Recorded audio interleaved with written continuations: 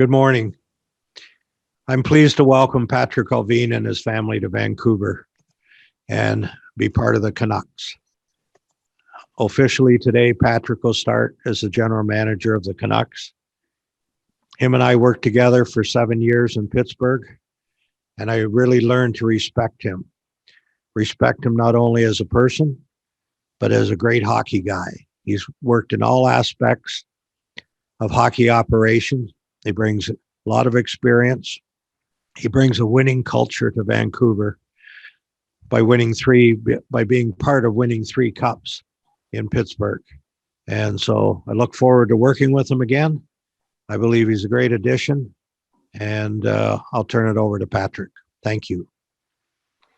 Thanks, Jim. I want to take the time here to thank the Aquilini family for giving me this opportunity to be the general manager of Vancouver Canucks. I want to thank them for trusting me here in the process, and for them stepping outside the box here to identify front office talent and leadership.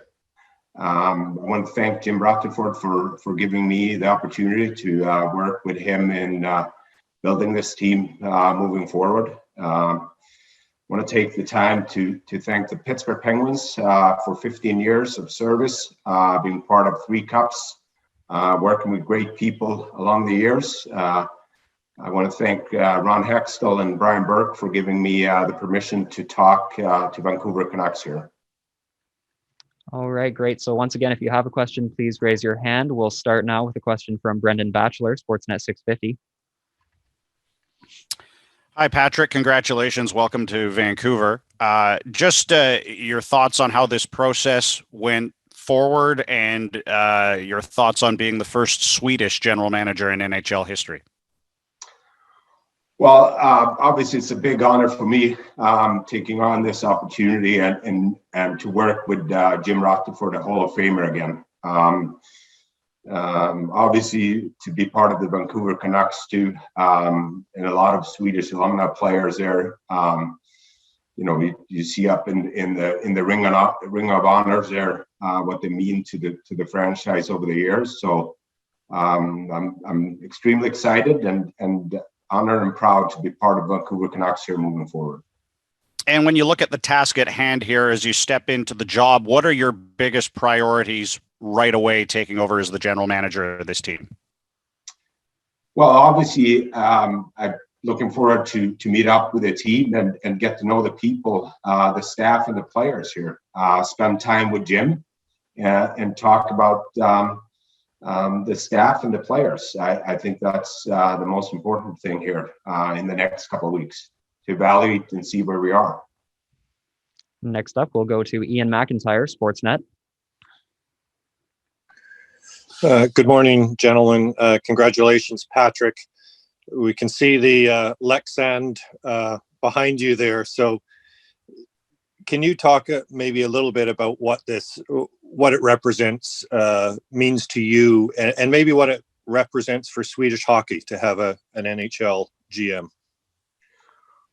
Well, obviously, I think it's a big day for Swedish hockey and European part of the game here. I got to be honest too. I think part of it is what the players have done in the National Hockey League over the years, and I think Vancouver has been extremely fortunate to have a lot of good European players, and obviously it's a big day for me. I'm truly honored and proud to be the first one, but also to join a team with Jim Rutherford. That's where I'm excited about.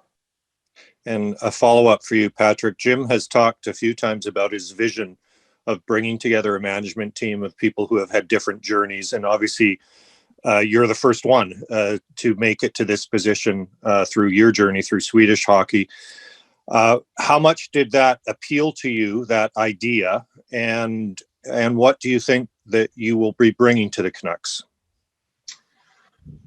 Well, it was appealing for sure, and I had a lot friends around the league and general managers reaching out to me here last night, congratulate me to the job and the position. And I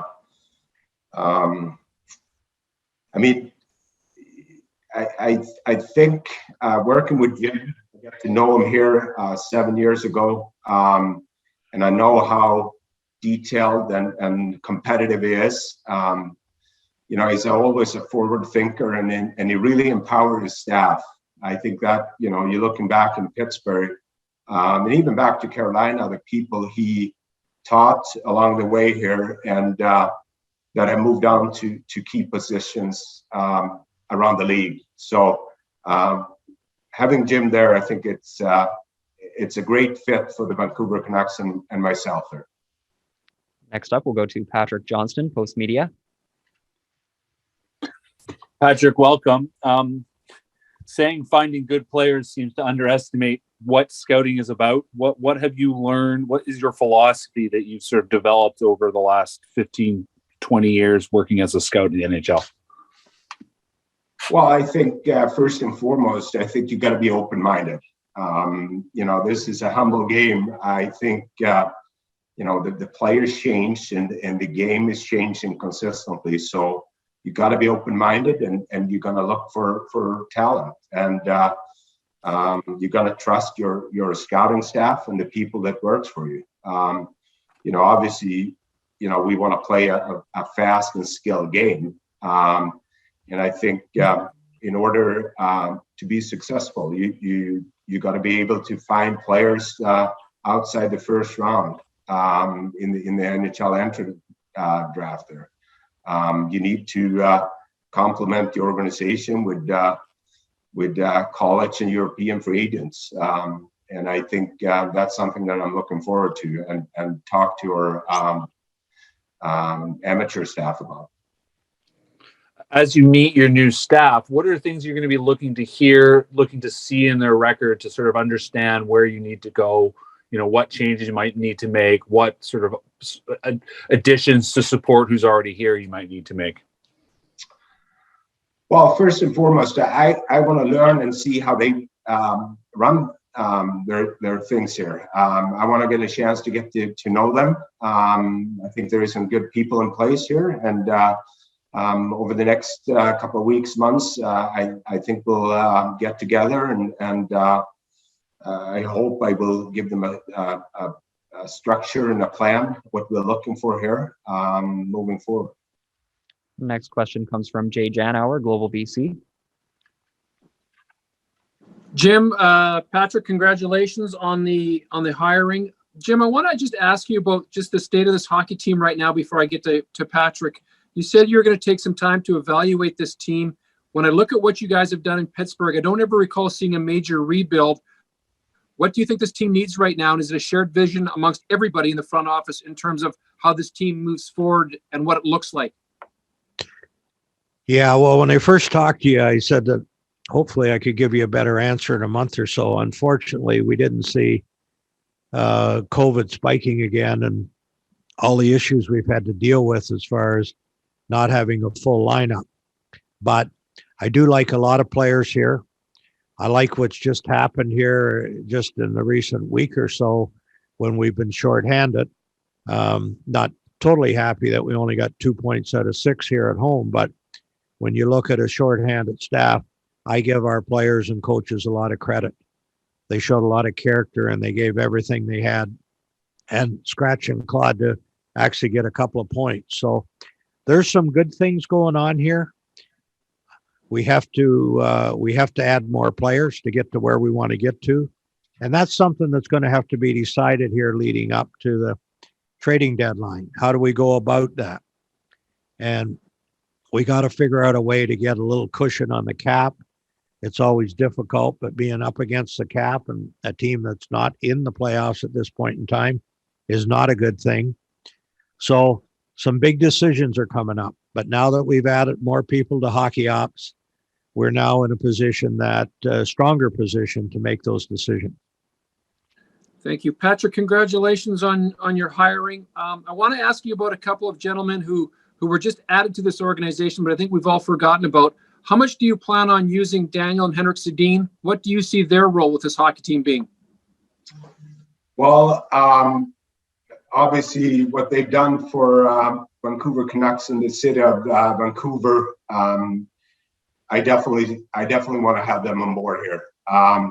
Get an opportunity to meet them out in Vancouver for a 2-hour lunch, and I was really impressed with them as persons.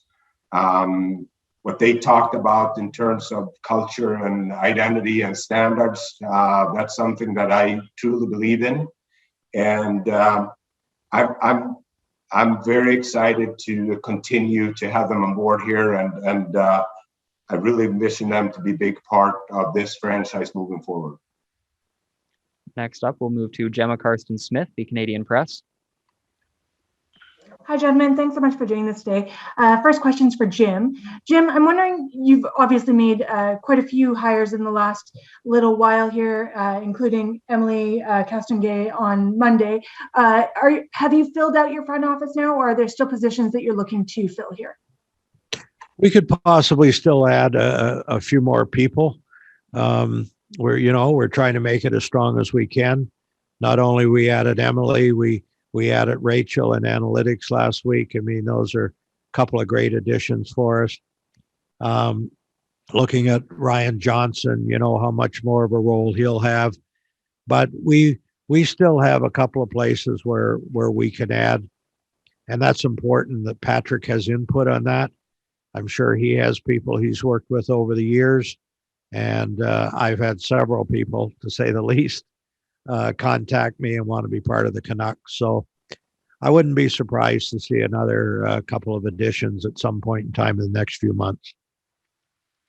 Patrik, your name was one of the ones that was out kind of being talked about from the very beginning. What was it about Vancouver and about the Canucks that really drew you in here? Well, obviously the history of the franchise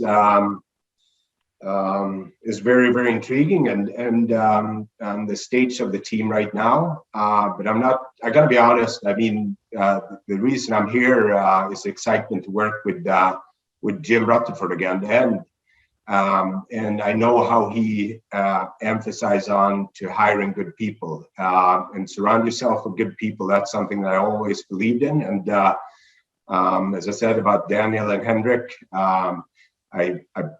I believe that Jim have done a great job filling the staff, and I'm looking forward to meet all of them here. We'll go next to Thomas Drance at The Athletic. Congratulations, Patrik. Quick one for Jim to start with. Jim, now that you've got a general manager in place within your front office structure, how do you see the separation of responsibilities effectively working between you and Patrik? Does this free you up a bit to focus perhaps more on big picture? What are you expecting in terms of how the president and the GM and the hockey operations department will function together? Well, I'm here to support the people that are working in the hockey operations, and everybody has to do their own job, regardless, what their titles are, where they sit in the organization. I've always let people do their own job. Patrik is going to be able to work the day-to-day stuff as a general manager. When he needs some help with something or has questions, I'm going to be right there to try to work with him, just as I'll be with the person that heads up pro scouting or amateur scouting or whatnot. That's what I'm here for, but also to see the big picture. We have some things that we would like to do in the organization, such as possibly have a new practice facility at some point in time. What we're doing with development camp, what we're doing with rookie tournament, what we're potentially doing maybe with upgrading the Abbotsford facilities, the facilities here in the Rogers Arena. There's a lot of things to be done, and it's like when I was going to work one day early on when I met my wife Leslie. She said, "What are you going to do today?" And I said, "I don't know," but I said, "By the time I get home tonight, I'll guarantee I can tell you about 10 new things that I've had to do." And that's the way this business works. There's a lot of work and certainly enough work for everybody to do. And a question for Patrik. Patrik, you've been in NHL front offices for 20 years, 12 as a scout, and then almost a decade as a director, and more recently as an assistant general manager. As you've gained additional responsibilities within hockey operations, how have you had to adjust in terms of the humility, in terms of trusting people, because you naturally will have less time at the rink, and how do you think that will change now that you're a general manager? Well, first and foremost, trying to be myself. I believe that you shouldn't change your personality regarding what kind of title or job you have. So I always trust my staff and treated them with respect. And in the end of the day, we know we're working for the best of the Vancouver Canucks here, and somebody got to make a decision, and that's going to be the general manager. But there is no egos around here. We're all working for the ultimate goal of bringing a Stanley Cup to the city of Vancouver and the Vancouver Canucks. So I'm going to just continue to be myself. We'll go next to Jeff Patterson, Rinkwide Podcast. Patrik, congratulations on the appointment and welcome to Vancouver. We had the chance to talk to Emilie Castonguay on Monday, and I think many were impressed with the way she conducted herself in her introductory Zoom. The hockey community is a relatively small circle. I just wonder, do you have any direct connections to her in any dealings when she was an agent? And how excited are you to now work with her as you guys try to build something here in Vancouver? I'm very impressed by Emilie.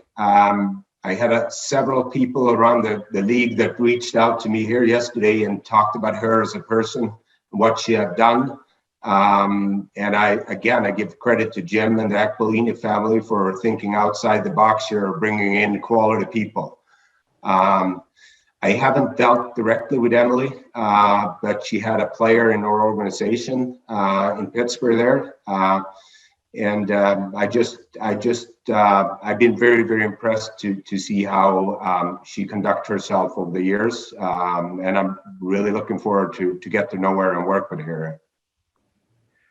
You were asked earlier by Patrick Johnson about scouting and your views on that. I wonder a little bit about your view on the use of an organization's farm team. And I realize you're just starting here and haven't had a chance probably to really go through the depth chart with the Vancouver Canucks, but it seemed that Wilkes-Barre did a great job of developing and producing players for the NHL level, something that really hasn't happened here with the Canucks in the last decade. How important is it to integrate players from your farm system, draft, develop, and ultimately work them to the National Hockey League?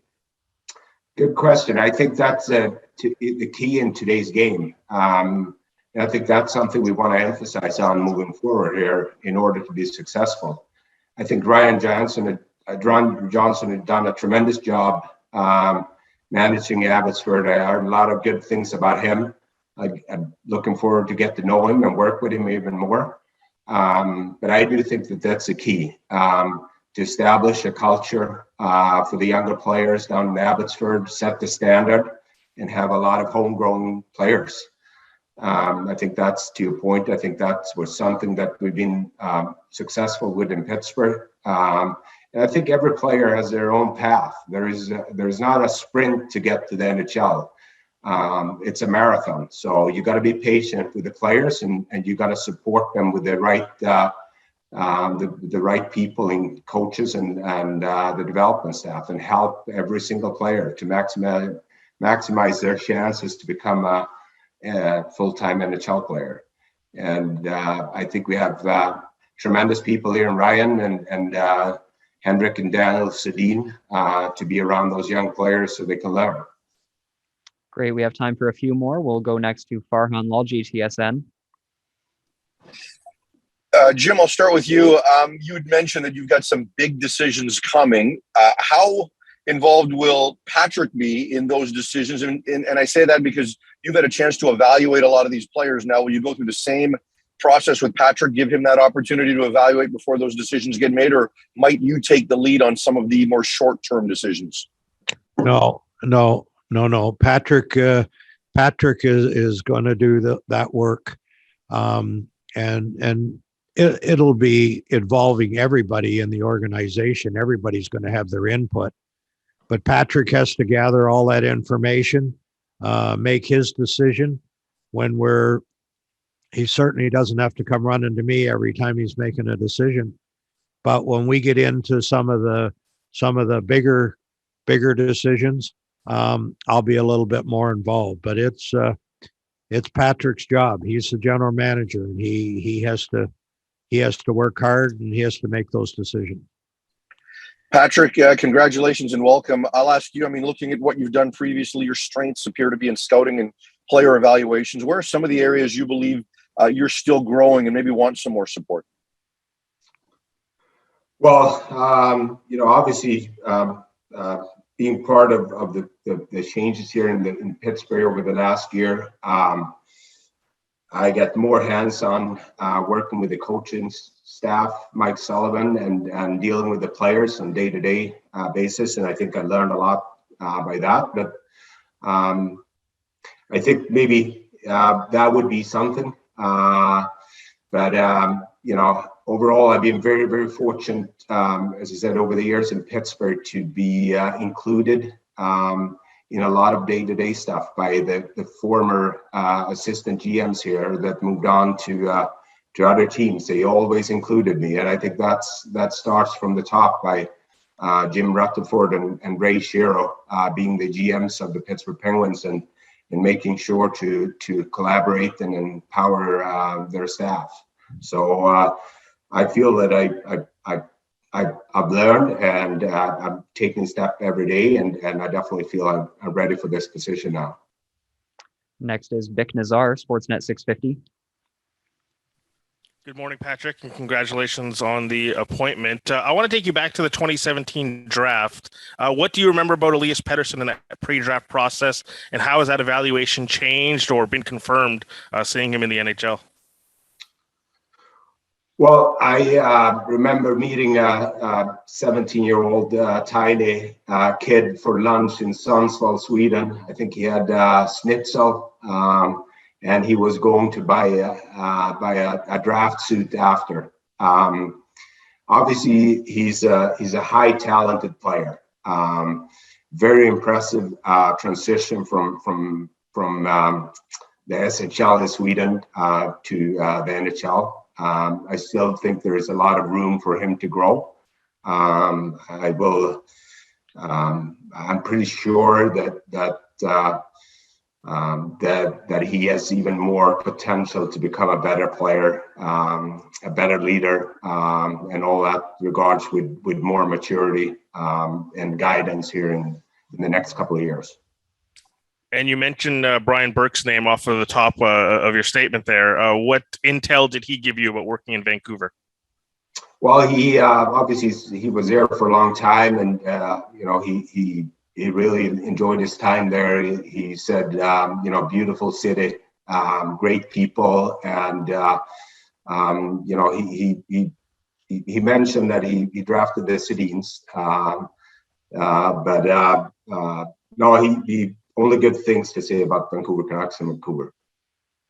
Next up, we'll go to Rob Williams, Daily Hive.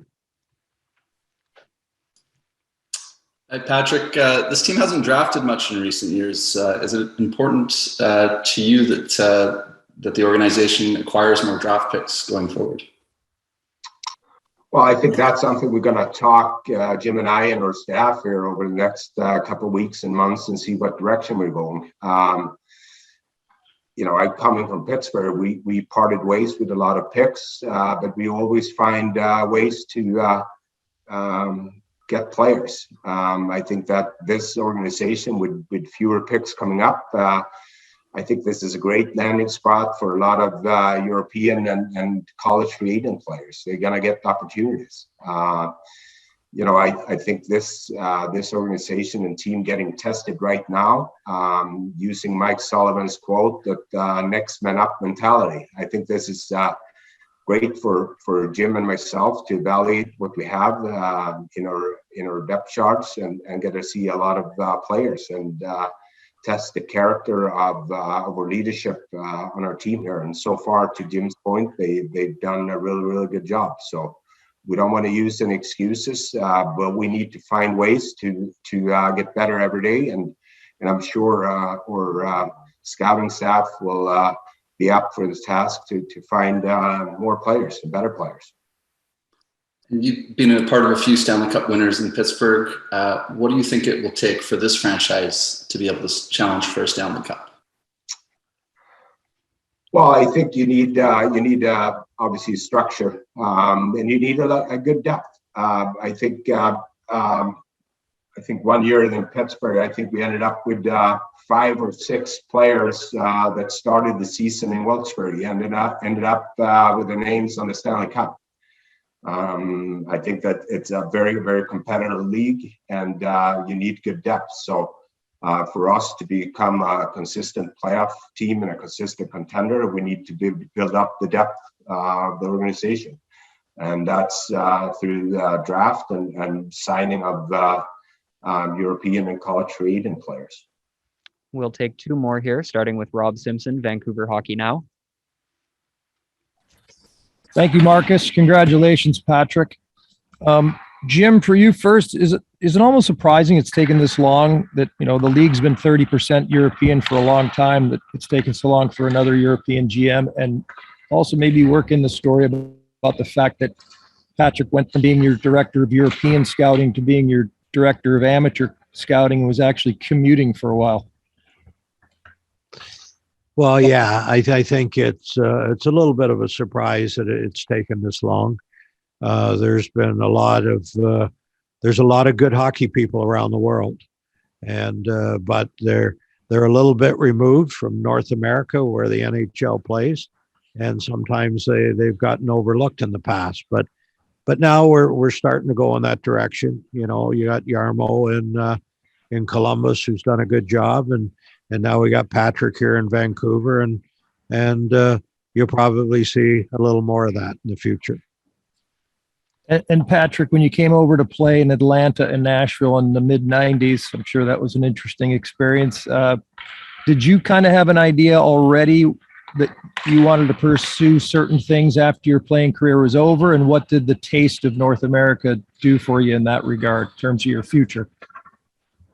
It was great. It was a great experience. I met a lot of good people there, and people that are still involved in hockey in the National Hockey League. I like that this side of the game. It's a competitive game. So